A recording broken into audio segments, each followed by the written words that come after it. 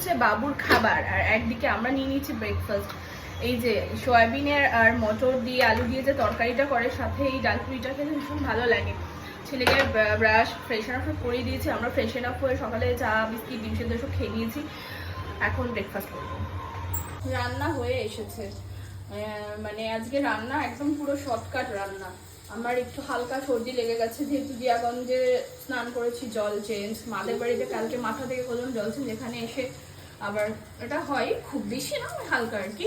তো এখানে মাছ ভাজা করছি কড়কড়ে করে, মাছের তেলটা থাকবে বেশি বেশি, সাথে আলু ভর্তা, ডাল ভর্তা, আর সর্ষে শিম আর শশা কুচনো। এই হলো আজকে দুপুরে।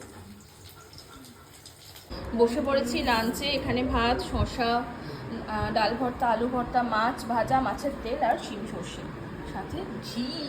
ছট পুজোর জন্য দেখো এখানে কত সুন্দর সাজিয়েছে পুরো গলিটাতে। এই যে এই হোয়াইট বাড়িটায় পুজো হচ্ছে, সেই কাল থেকে ভীষণ একটা তোড়জোড়, ভালো লাগছে। আর চাঁদটা দেখো, ও জাস্ট অসাধারণ না?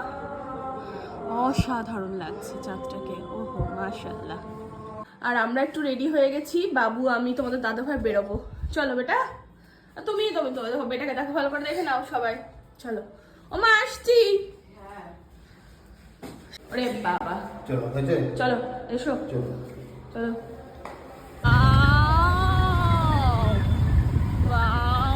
কি লাইট দিয়েছে,